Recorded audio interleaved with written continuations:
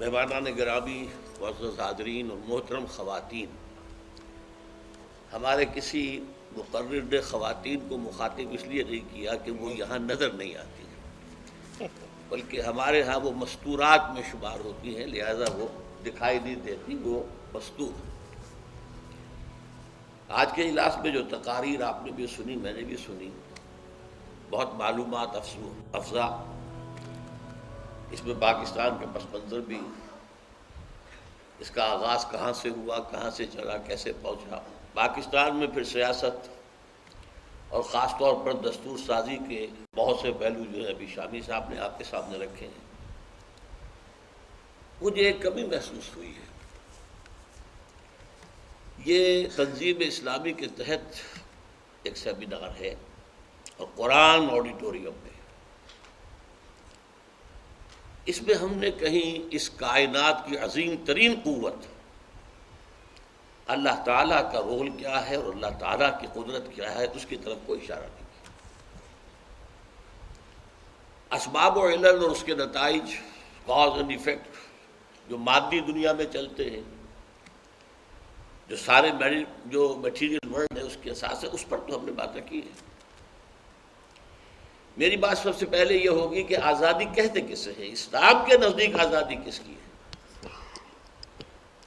ایک آزادی ہے مادر پتر آزادی، جو چاہے کرو، تم آزاد ہو۔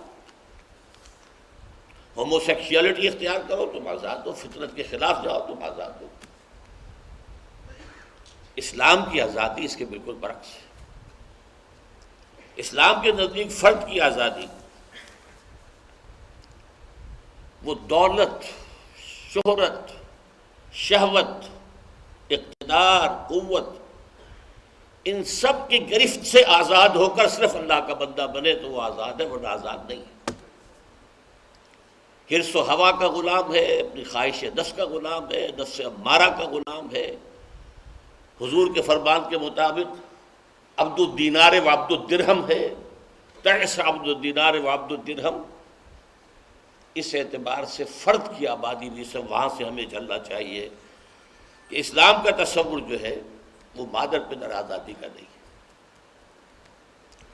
اس سے آگے آئیے تو یہ پوری جو اس وقت کی ملت اسلامیہ ہے، 1.5 کروڑ ہے یا ایک 1.5 ارب ہے یا 140 کروڑ ہے وغیرہ، یہ سب کے سب اس وقت غلام ہیں۔ کس اعتبار سے؟ مغربی تہذیب ابھری اپنی قوت کے ساتھ، ہتھیار کی قوت کے ساتھ، اور پوری دنیا پر چھا گئی۔ علمی طور پر ہمیں غلام بنایا، ٹیکنیکل طور پر ہمیں غلام بنایا، تہذیبی طور پر ہمیں غلام بنایا، اور پھر جب وہ کلونیلزم کا سیلاب واپس گیا ہے تو اس کے لیے مجھے جگر کا ایک شعر بہت پسند ہے۔ اس نے اپنا بنا کے چھوڑ دیا، کیا اسیری ہے کیا رہائی ہے۔ ہم تو ان کے بن چکے تھے، ہماری تہذیب تو وہی تھی۔ جن کو یہاں تعلیم دے کر وہ، اور جن کو چھوڑ کر گئے اپنے پیچھے جو جانشین بنے، ان کی ذہنیتیں، ان کی ویلیوز، ان کا طرز بود و باش، ان کی وضع قطع، ان کا لباس، ہر چیز بدل کر، جو میکالے نے کہا تھا کہ ہم ایسا نظام تعلیم یہاں رائج کرنا چاہتے ہیں کہ یہ ہندوستان کے لوگ چمڑی کے اعتبار سے تو کچھ، چاہے آپ انہیں کہہ دیں کہ بھورے یا کالے رہ جائیں، لیکن یہ کہ ان کی ذہنیت، ان کی سوچ، یہ ساری کی ساری یورپین ہو جائے۔ اور وہ ہوئی، وہی لوگ ان کے ٹرین کیے ہوئے۔ فوج کو تو خاص طور پر جو انہوں نے ٹریننگ دی ہے، ان کے ہاں جو شراب جس طریقے سے چلتی تھی میسوں کے اندر، وہ تو گویا کہ انہیں ہر اعتبار سے دین سے بیگانہ کر کے، آفیسر کلاس کو، وہ بیچارے سپاہی نماز پڑھ لیتے وہ دوسری بات تھی، اور انہی کے ہاتھ میں در حقیقت پھر تمام عالم اسلامی کے اندر حکومتیں جو آئی ان کے ہاتھ میں آئی۔ تو تہذیبی غلامی، علمی احتیاج، ٹیکنالوجی میں تو انتہائی ہے اب احتیاط کی بات۔ آج رو رہے ہیں ہم کہ بھارت کو تو دے گئے، ہمیں نہیں دے کر گئے، لیکن یہ کہ وہ کہ محتاج ہے ان کے۔ یہ دوسری حقیقت ہے جس کو سمجھنا چاہیے۔ اور یہ کیوں ہے؟ یہ اللہ تعالیٰ کا قانون ہے. جس قوم کو یا جس امت کو وہ اپنا نمائندہ بناتا ہے، اپنا دین، اپنی کتاب، اپنی شریعت کا حامل بناتا ہے، اس کی قسمت جو ہے پھر اس بیلنس کے اندر ہینگ کرتی ہے کہ آیا وہ اس کا بردار بن کر کھڑی ہوتی ہے وہ قوم یا نہیں. نہیں ہوتی تو وہ کافروں سے بدتر ہے. ایک ہم سے پہلے بھی امت مسلمہ تھی جس کے بارے میں قرآن 4 دفعہ کہتا ہے انی فضلتکم علی العالمین، تمام جہانوں پر فضیلت دی تھی. 2 مرتبہ تو سورہ بقرہ میں آ گیا اور 2 مرتبہ اور آیا. لیکن اسی قوم کی جو پٹائی کروائی گئی پھر بعد میں، کیوں؟ آج بھی ہے تو اسی خیال میں جیسے ہم کہتے ہیں ہم امت مرحومہ ہیں، ایسے ہی وہ بھی we are the chosen people of Lord. تو یہ دوسری بات ہے، ذہن میں رکھیے اس وقت ہم اللہ کے عذاب کی گرفت میں. عذاب ان پر بھی کبھی نبوکدنضر کے ہاتھوں آ گیا، کبھی یونانیوں کے ہاتھوں آ گیا، کبھی رومنز کے ہاتھوں آ گیا، کبھی ہٹلر کے ہاتھوں آ گیا پچھلی صدی میں، لیکن وہ عذاب اللہ کا ہوتا ہے. اسی طریقے سے پورا عالم اسلام آزادی نام کی شے سے واقف ہی نہیں ہے، غلام ہے. ذہنی طور پر، فکری طور پر، نظریاتی طور پر، علمی اعتبار سے، ٹیکنیکل اعتبار سے غلام، محتاج، مفلس، قلاش، مانگنے والے. اب آئیے خاص پاکستان، میں اس سے ذرا نیچے آ رہا ہوں. پاکستان جب وجود میں آیا ہے تو اشارے ہو چکے ہیں اس پر کہ اپنے سے ایک بہت بڑے ملک کی پیدائشی دشمنی کے ساتھ وجود میں آیا. ہمیں مدد کی ضرورت تھی، سیٹوں سینٹوں کے کئی دفعہ حوالہ آ گیا ہے، لیکن ہمارے سامنے چوائس 2 تھے، یا اللہ کی مدد لو اور یا پھر لو اپنی جا کر پیشانیاں جو ہیں رگڑو، اور جو دنیا کے اندر پاورز ہیں ان سے مدد لو. 2 ہی راستے تھے. We choose the second. Pakistan بناتے ہی ہم نے قادیانی کو بنا دیا یہاں پر وزیر خارجہ، ہندو کو بنا دیا وزیر قانون. What was the message? میں مانتا ہوں میں نے قوالی کا لفظ استعمال کیا قائد اعظم کے لیے، اور یہ وہ لفظ ہے کہ جو شامی صاحب نے استعمال کیا تھا میرے لیے، اور یہ وہ لفظ ہے جو اقبال نے استعمال کیا تھا اپنے لیے. مولانا محمد علی جوہر آئے ہوئے تھے لاہور، علامہ کے ہاں مقیم تھے، تو وہاں پر مولانا محمد علی جوہر نے کہا اقبال اقبال ذرا ادھر دیکھ، میں تیرے منہ پر تھوک دوں.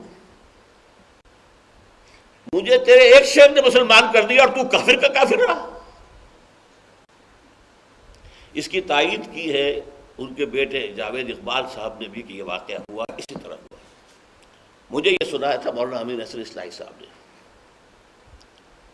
تو اس پر علامہ اقبال کا جواب سنیے. مولانا اگر قوال کو حال آ جائے تو قوالی کیسے ہوگی؟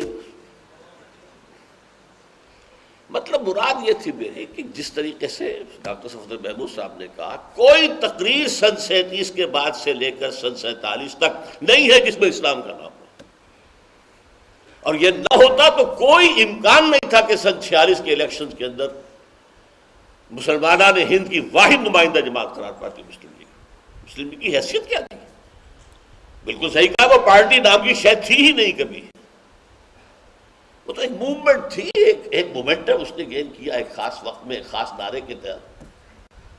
روٹی کپڑے اور مکان کے حوالے سے بھی ایک شخص جو آیا تھا طوفان کی طرح، لیکن یہ کہ اسلام کا نعرہ تھا. اسلام کے لیے، جس کے لیے ایک سب سے بڑی بات جسے میں ایک اعتبار سے کہتا ہوں سیاسی اعتبار سے حماقت، کہ مسلم مائنورٹی پروونسز کے لوگوں نے بھی مسلم لیگ کو ووٹ دیا. یہ پاگل پر نہیں تو کیا ہے؟ کیا یو پی کبھی آ سکتا تھا پاکستان میں؟ کیا مدراس اور بامبے اور سی پی آ سکتے تھے پاکستان میں؟ یہ پورے ہندوستان کی جو آواز بنی ہے، اور میں یہ اپنی ایک تقریر جو میں نے یہی کی تھی کچھ عرصے پہلے اس میں کہہ چکا ہوں کہ نتیجہ کیا تھا اصل میں، کیسے ہوا یہ قلب ماہیت جو ہے قائد اعظم کی کیسے ہوئی. قائد اعظم پاکستان مسلم لیگ کے فاؤنڈرز میں سے نہیں تھے، وہ دادا بھائی نورو جی کے سیکرٹری تھے، 1913 تک وہ مسلم لیگ میں نہیں آئے، محمد علی جوہر کے کہنے پر شامل ہوئے، پھر بھی طویل عرصے تک وہ کانگریس اور مسلم لیگ دونوں کو رکن رہے اور سر توڑ کوششیں کی، اس میں کوئی شک نہیں کہ ہندو مسلم کوئی فیصلہ، کوئی فارمولہ جو ہے طے ہو جائے جس سے ہمیں یہ اطمینان ہو جائے کہ ہمیں جو ہے سپریس نہیں کر دیا جائے گا، کھا نہیں لیا جائے گا، دبا نہیں لیا جائے گا، ہمارا تشخص ختم نہیں کر دیا جائے گا۔ لیکن شدید مایوس ہو کر جب وہ اپنا سیاست کو خیر بات کہہ کے اور لندن چلے گئے، آباد ہو گئے، اور وہاں احسن اکرام صاحب نے ان سے سوال کیا ایک جا کر، وہ اس وقت آکسفورڈ میں پڑھ رہے تھے، کہ آپ کیوں چھوڑا ہے؟ ہندوستان کے مسلمانوں کی آپ کی قیادت کی ضرورت ہے۔ تو جملہ عجیب ہے جو قائد اعظم نے کہا ہے، بڑا گہرا جملہ ہے، Hindus are incorrigible,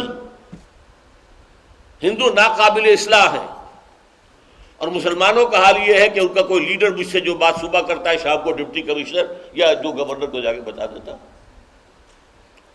how can I lead such a nation? ان کی مایوسی کا یہ حال ہے۔ یہ تو اقبال آیا ہے 1930 میں اسٹیج پر، الہ آباد کے خطبے کے اندر انہوں نے ایک منزل دکھائی ہے، اپنی شاعری کے ذریعے سے تو وہ بہت دکھا چکے تھے، گونج چکا تھا ہندوستان، اسلام کا احیاء اور اسلام کی نشست ثانیہ اور کتاب ملت بیضا کی پھر شیرازہ بندی ہے، لیکن یہ کہ ایک مربوط مدلل ایک خطبے کی حیثیت سے پاکستان کی بنیاد یہ کہ یہ نیشن ہے، یہ تو اقبال کے اس خطبے کے اندر آیا ہے پہلی مرتبہ۔ اور نمبر دو یہ کہ مجھے یقین ہے، اٹس اے ڈیسٹنی، کہ ہندوستان کے شمال مغرب میں ایک آزاد مسلمان ریاست قائم ہوگی، اور اگر ایسا ہو گیا تو ہمیں موقع مل جائے گا کہ اسلام کے چہرے پر جو بدنما داغ اور دھبے آ گئے تھے دور ملوکیت، عرب امپیریلزم کا لفظ استعمال کیا ہے، عرب امپیریلزم، یہ بنو امیہ اور یہ بنو عباس اور یہ سلاطین عثمانیہ جو تھے، کون تھے؟ بادشاہ تھے، کیا نہیں کیا انہوں نے؟ محل نہیں بنائے۔ تو دنیا تو اسلام کو ان کی شکلوں سے دیکھتی ہے نا، وہ صرف وہ 24 25 30 برس کا دور جو خلافت راشدہ کا ہے، اس کی کیا حیثیت ہے ان کی نگاہ؟ اقبال کہتے ہیں کہ اگر ایسا ہو، اس ڈیسٹنی، یہ یقین، یہ تقدیر مبرم ہے کہ ہندوستان کے شمال مغرب میں ایک آزاد ریاست قائم ہوگی، اور اگر یہ ہو گیا تو ہمیں موقع مل جائے گا کہ اسلام کے چہرے سے ان بدنما داغوں اور دھبوں کو دھو کر صحیح اسلام کا ایک نمونہ پیش کریں۔ Islamic principles of equality, fraternity and justice, یہ ان کا اعلان تھا۔ لیکن بدقسمتی سے صورتحال جو ہے اس کے بعد ہم نے دنیاوی مدد کے اوپر سارا انحصار کیا۔ میں بھی لطیفہ سنا دوں کچھ، چونکہ اینیکڈوٹس یہاں بیان ہوئے ہیں، اور سیٹوں سیٹوں کی بات تو آئی ہے، اس سے پہلے بھی ایک شے تھی اور اس کا نام تھا میڈو، وہ پورے طور پر وجود میں نہیں آئی۔ پہلی اسکیم کیا تھی؟ میڈو تھی، مڈل ایسٹ ڈیفنس آرگنائزیشن۔ یہ سن 53 کا واقعہ ہے، میں اسلامی جمعیت طلبہ کا ورکر بھی تھا، اس وقت ناظم اعلیٰ بھی تھا۔ خواجہ ناظم الدین صاحب لاہور کے دورے پر آئے، سردار عبدالرحمن مشتر ان کے ساتھ تھے۔ میں نے ٹائم مانگا، اور وہ زمانہ آپ کو یاد ہوگا کہ یہ جو قادیانیت کے خلاف تحریک چلی تھی تو ہنگامہ تھا، اور بڑے صورتحال جو ہے وہ بڑی ہی ڈی اسٹیبلائز ہوئی بھی تھی ملک کی سیاسی بھی۔ تو وہ آئے تھے سیاسی مشن پر، میں نے وقت مانگا، ایک وفد لے کر میں پہنچ گیا گورنر ہاؤس۔ خواجہ صاحب سوال کرتے ہیں کہ آپ کس دارالعلوم سے آئے ہیں؟ کیونکہ ہم سب کے داڑھیاں تھیں، اس زمانے میں کالجوں میں داڑھی کا نام و نشان نہیں ہوتا تھا۔ آپ کس دارالعلوم سے آئے ہیں؟ میں نے کہا جی نہیں، ہم دارالعلوم سے نہیں ہیں، کالجوں سے ہیں، میں میڈیکل کالج کا 4th ایئر کا طالب علم ہوں، یہ فلاں کا ہے، یہ ہیلی کالج کے ہیں، یہ وہاں کے ہیں۔ سردار عبدالرحمن مشتر نے انٹرویو کیا، جی یہ اصل میں یہ لوگ مولانا مودودی کے ہم خیال طلباء پر مشتمل ہیں، ان کی تنظیم۔ تو گفتگویں اور جو ہوئیں، اب میں نے آخری سوال کیا، یہ ویڈیو کیا چیز ہے جس پہ کہ آپ کو باندھ رہے ہیں؟ دیکھیے یہ آپ کا فیلڈ ہے، یہ آپ طالب علم ہیں، یہ تو ہمارے سوچنے کی باتیں ہیں۔ میں حیران ہوں اس شخص کی شرافت پر۔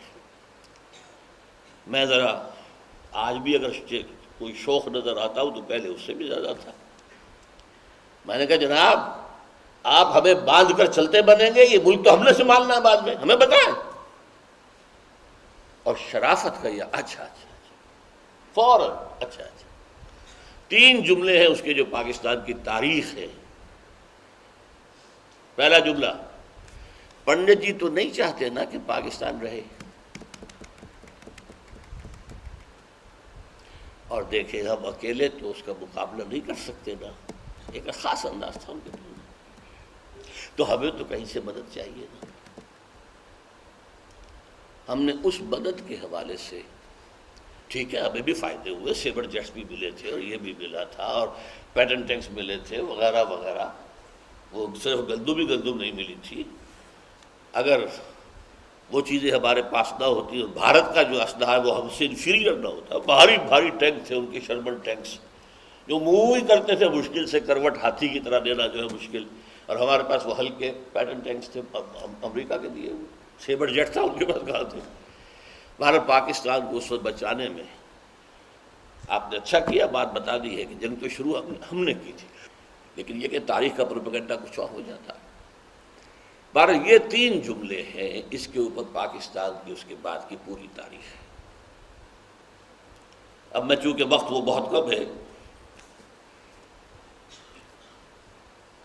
اب جو صورتحال بن چکی ہے، ہم امریکہ کی کے گھڑے کی مچھلی بنے رہے، درمیان میں کچھ آ گیا، اس نے ہم سے نگاہ پھیر لی، بھئی یہ بھی ایک ہیومن فینومینن ہے، اس کی بھی ضرورت تھی، آپ کی بھی ضرورت تھی، میوچول ضرورتیں جب مل رہی تھی تو ٹھیک ہے وہ دے رہا تھا، آپ لے رہے تھے، جب اس کو وہ ضرورت نہ رہی تو آخر وہ آپ کو کس وجہ سے دے۔ اب یہ کہ to cut a long story short, اب جو صورت 9/11 کے بعد کی دنیا کی ہے، اس وقت اگر کوئی کہے کہ پاکستان آزاد ہے تو میں اس پر شک کروں گا۔ آج تو ہم بالکل بک چکے ہیں، یہ ہماری سوورنٹی ہے کہ باجوڑ میں آ کر وہ ہمارے اوپر حملہ کر گئے، ہمارے آدمی مار گئے۔ Are we a sovereign state? اب ہماری حیثیت کیا ہے؟ در حقیقت ہم اب غلامی میں جکڑے جا چکے ہیں، اب ہماری حیثیت مرسڈریز کی ہے،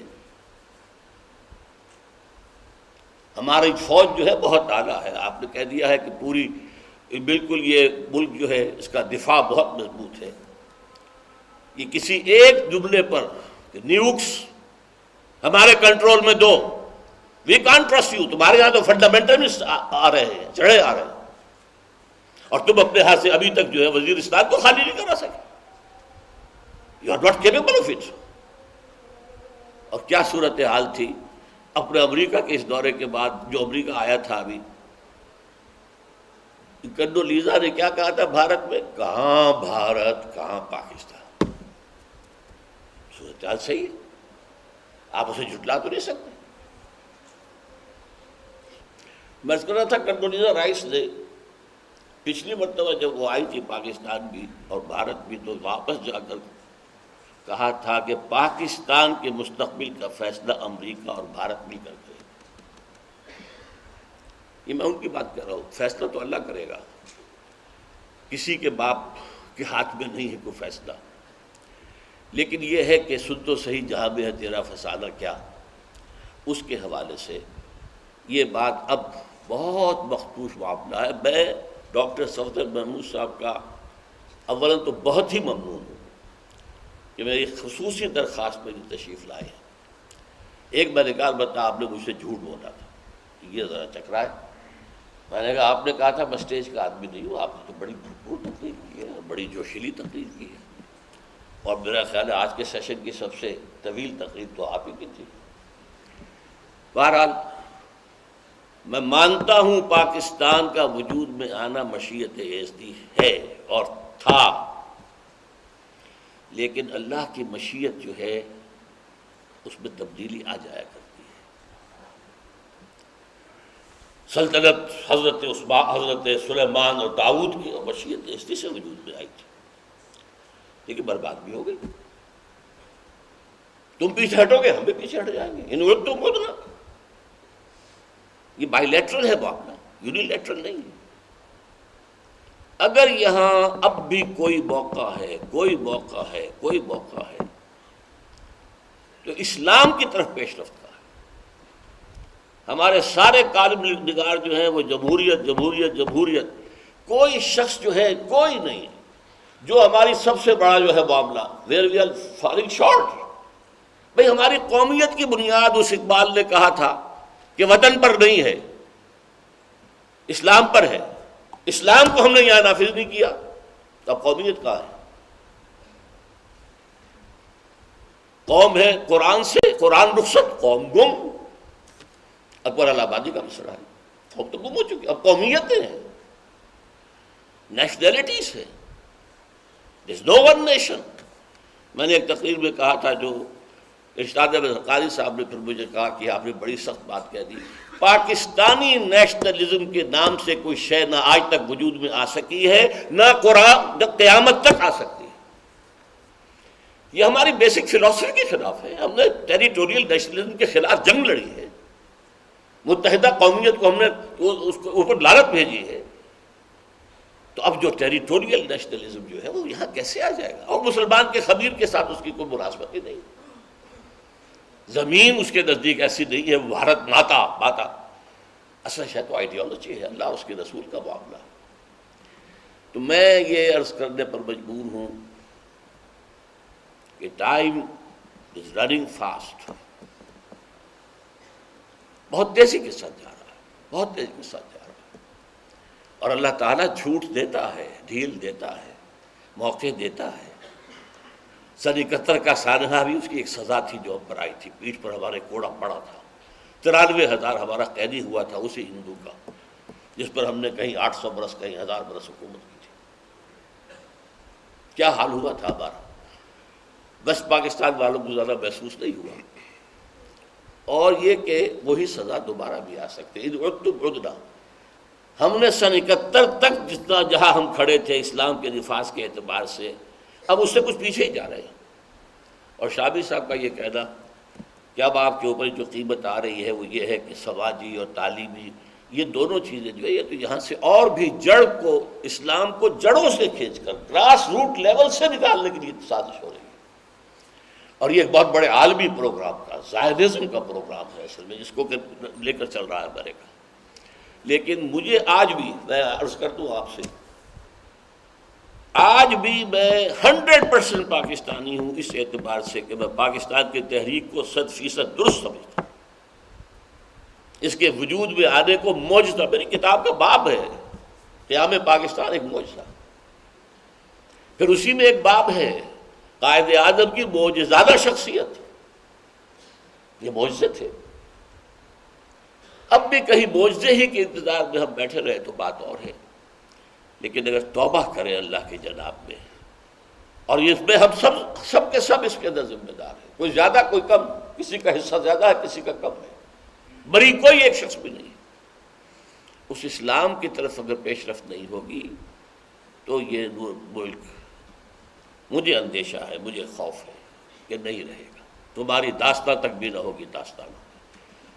اغیار جو ہے وہ تو بیٹھے ہوئے، ان کے تھنک ٹینکس جو ہیں وہ کر رہے ہیں پیشن گوئیاں، 2010 میں، 2015 میں، 2020 میں پاکستان کے نام سے کوئی ملک جو ہے دنیا کے نقشے پر نہیں ہوگا۔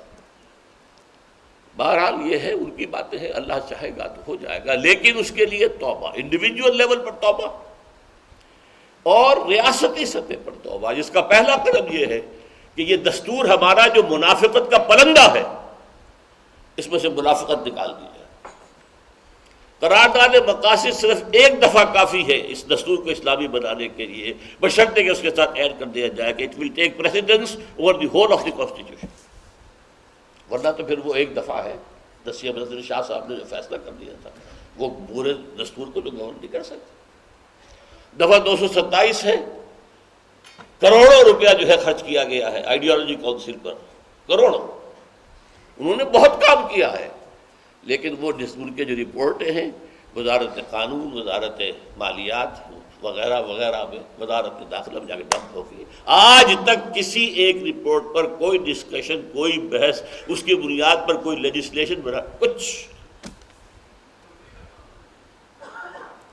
ضیاء الحق صاحب نے ایک بہت عمدہ ادارہ بنایا تھا، یہ جو فیڈرل شریعت کورٹ تھی، لیکن دو اس کو ہتھکڑیاں ڈال دی تھی، دو بیڑیاں. Constitution of Pakistan is beyond your scope. یہ جو قوانین ہیں، عدالتی قوانین، پروسیجرل لاز، تمہارے دائرے سے باہر. میں تو ان سے لڑا تھا اور استعفیٰ اسی نقطے پر دیا تھا کہ فیملی لاز بھی باہر. یہ 5 جولائی 1982 کو میں نے شورا سے استعفیٰ دیا ان کو جا کر. آپ کے سلیکٹڈ آدمی، ہینڈ پکڈ آدمی یہاں بیٹھے ہوئے ہیں، آپ کو ان کے علم پر، ان کے تقویٰ پر، ان کے فہم پر اعتماد ہے تب. یہ پیر کرم شاہ صاحب کون ہے؟ مفتی تقی عثمانی کون ہے؟ ملک غلام علی کون ہے؟ اور ان کو آپ مسلم فیملی لاز پر بھی رائے دینے کا حق نہیں دے رہے. یہ ہے منافقت. باقی یہ کہ مالیاتی فسکل لاز تو ان سے 10 سال کے لیے لیے گئے تھے، لیکن وہ ابھی تک لیے گئے ہیں، اس لیے کہ وہ 10 سال کی ہٹکڑی کھلی اور فیڈرل شریعت کورٹ نے فیصلہ کر دیا کہ بینک انٹرسٹ از حرام سود. 10 سال لگا دیے نواز شریف صاحب نے اس کی اپیل وغیرہ، اور وہی کا وہی کھڑا ہوا اسکوائر ون میں. تو یہ دو کام عوام، میں اور آپ اپنی گردنوں، اپنی گریبانوں میں جھانکیں، خود دیکھیں ہم کیا ہیں، کیا کر رہے ہیں. ہماری زندگی میں، ہمارے بود و باش میں، ہماری معاشرت میں، ہماری معیشت میں کوئی شے حرام تو شامل نہیں. نکالیں اس کو اور پھر کوشش کریں. حکومت کو بھی اللہ تعالیٰ توفیق دے، اور جو بھی سیاسی جماعتیں مذہب کے نام پر بھی وہاں پہنچی ہوئی ہیں، اللہ انہیں توفیق دے. لیکن انہوں نے بھی میری بات نہیں مانی. میں نے کہا تھا یہ بل جو ہے دستور کے اندر ترمیم کا، یہ پیش تو کریں آپ، اس میں سے یہ چور دروازے نکال دیں. بہرحال یہ اگر نہ ہوا تو میں جو کہہ رہا تھا آخری بات، میں جب پاکستان کے جو فیکٹس آن دی گراؤنڈز ہیں وہ دیکھتا ہوں تو میں معافی چاہتا ہوں کہ میں انتہائی مایوس انسان ہوں.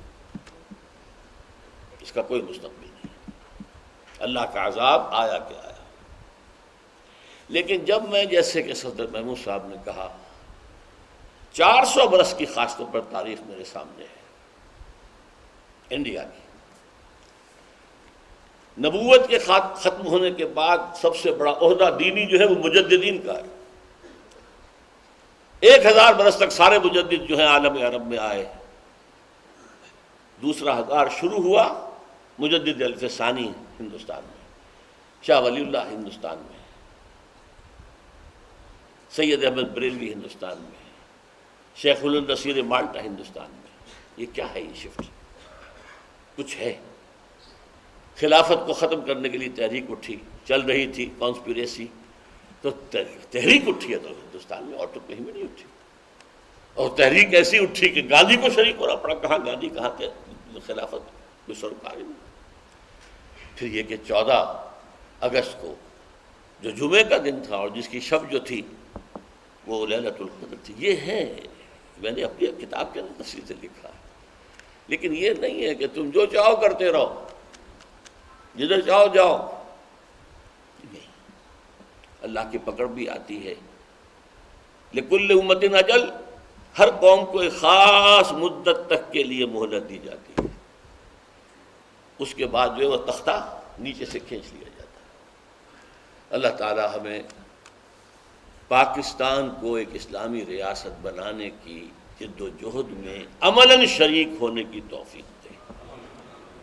اپنا سا تو ہم کر گزرے، باقی جو فیصلہ ہوگا اللہ تعالیٰ کی طرف سے معجزہ پھر بھی آ سکتا ہے. اور میں بعض چیزوں کی وجہ سے پر امید ہوں کہ ہوگا. 400 سال کی تاریخ اور مستقبل کے بارے میں جو پیشین گوئیاں ہیں حضور صلی اللہ علیہ وسلم کی، قیامت سے قبل کے واقعات کو جو بیان کیا آپ نے، ان دونوں کو جب میں جوڑتا ہوں تو اسی خطے سے رینائسنس اور نشد ثانیہ اسلام کی ہونی ہے.